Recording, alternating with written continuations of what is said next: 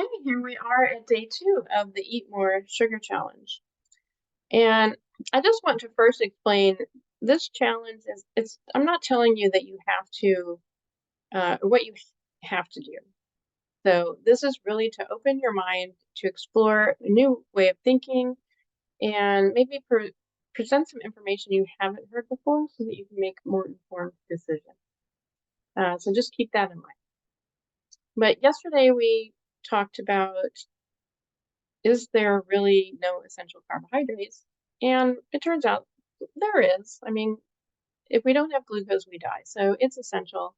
We need to get it. And it is much better for our body if we eat it rather than eating ourselves to get it. So today we're going to talk about cravings and why we crave sugar. And so a lot of you responded yesterday saying that, yeah, I crave sugar when I'm stressed out. If I eat chocolate, it calms me down, um, and all these kinds of things. And then some were worried that, craving meant that they had an addiction and that could be a bad thing. So let's talk about it. So when we crave sugar, let's think about sugar first of all. Why would we crave it?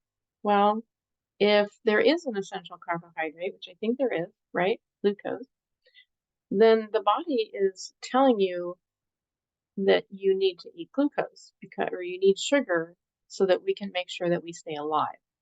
Okay, so that's where the craving is actually coming from. It's your body trying to protect you.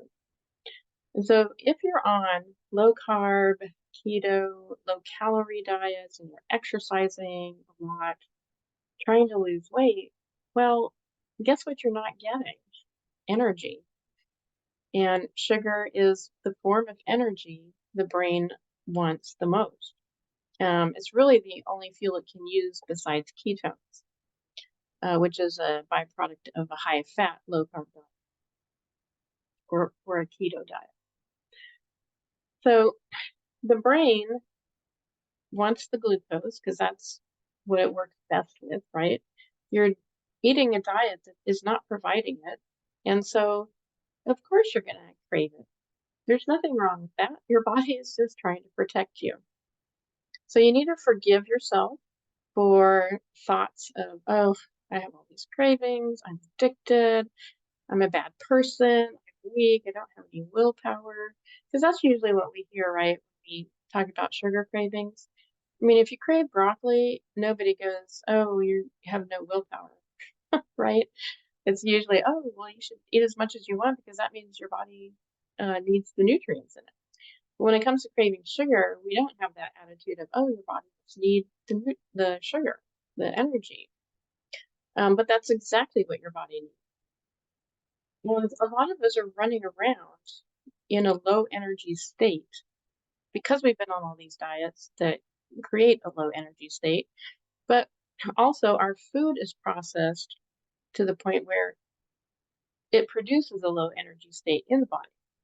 So, some of the things that cause that are polyunsaturated fats. These are fats that are found in canola oil, um, corn, cottonseed, soy, grapeseed, safflower, sunflower, peanut, um, on and on. Sometimes even in olive oil and avocado oil because those oils are contaminated with the vegetable oils. You'll also find it in chicken, um, fish, pigs. If they haven't been fed their typical diet and they're eating corn and soy, that's going to raise the level of polyunsaturated fats. Now, chicken and pork cannot convert those polyunsaturated fats to the saturated fats, which are the healthiest fats, contrary to popular belief, whereas the ruminant animals can. So if the ruminant animals are eating the polyunsaturated fats, they're actually going to convert it to saturated fats so that when you eat the animal, you're getting the saturated fats, which are the healthy fats. And so that's one thing to keep in mind, especially if you're on a budget and you can't get all the grass-fed and pasture-raised and all the things. Then conventional ruminant animals like beef and bison are going to be your best and healthiest options for meat intake. So that's just an aside note. But so these polyunsaturated fats are, they reduce your energy. Then we also have additives in foods now that we never had before. And I think they keep inventing new ones, but flavorings. And I think vanilla was like the first one they came out with. But whether they're artificial or natural, it doesn't really matter. The flavorings can cause issues for us. We've got gums and carrageenan thickeners, all kinds of things, those kinds of things. Those interfere with the gut and cause more what we call endotoxin release. And I kind of liken endotoxin to bacteria poop. It's kind of like the bacteria in our gut um, spewing out their toxins. And that creates a low energy state for us and obesity and all kinds of things. And then we have foods that don't have nutrients, or in some cases, they might have too many. So we add nutrients to some foods, like enriched flour. That actually can create a problem and lead to obesity. So all of these things combined confuse the brain. And so the brain is just never sure what it's going to get when it eats food. It used to be that, you ate a chicken, you got what was in the chicken. Now there's all kinds of other things in the chicken, and the brain's like, I don't know what's coming in. Like the last chicken was okay, but this chicken, I'm not getting what I need, and so it can't regulate your appetite very well. And really, the brain and the liver control whether or not you feel satiated after you eat or not. And that a lot of that depends on the nutrients that are in the foods you're eating.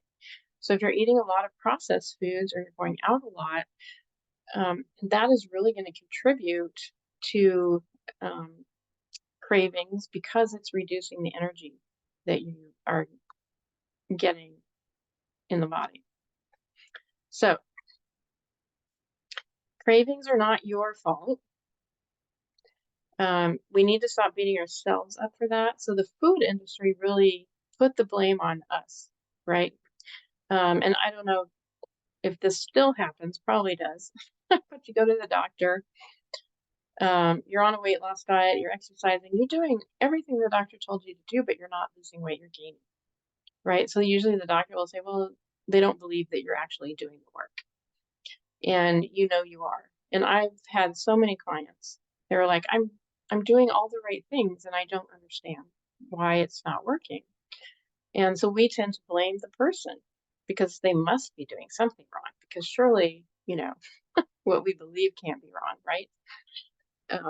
That's kind of how it goes. So, well, I'll tell you what we believe can be wrong, and it often is. So it's always good to rethink things and look at things from a different angle. So the reason we crave is because we are in a low energy state, and we're in that state because we're consuming polyunsaturated fats, processed foods with flavorings and gums and all kinds of added nutrients that we don't need or are too much or in the wrong form, whatever it is, right? We're not really eating real food anymore.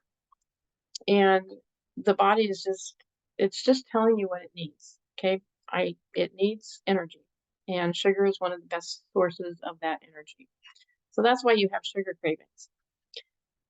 So if you eat sugar, you actually will not, your cravings will disappear if you just take some time to eat it. Now, so tomorrow we're going to talk about eating sugar and how to do that in a healthy way, because you definitely don't want to go and eat a whole chocolate cake or something like that, right? There is a smart way to eat sugar and a not so smart way to eat sugar. So we're going to talk about how to eat sugar in a way that supports your health and supports your energy production. So today's homework, I want you to forgive yourself for all the times that you thought, I'm a bad person, I don't have any willpower, I can't do this, something's wrong with me because it's not working. whatever it is, any blame that you've put on yourself for craving sugar, let's forgive yourself for that and really look at it from a perspective of, okay, you know what? I live in an environment now that is way more difficult than it was when my grandparents were alive, and I have to watch all these um, processed foods and really think about where the additives are coming into your diet and what choices you would like to make that are different so that you're not getting all of those polyunsaturated fats and all of the additives in the foods. So these are choices that you can make to live a better life and have a healthier body, now that you know. And you don't have to beat yourself up for craving something that you've been told all your life is evil, because sugar is not. It's actually good for you. So forgive yourself. That's your homework for today. And then tomorrow we are going to look at how to eat sugar. And I'll give you some recipes for that too. All right. We'll see you tomorrow.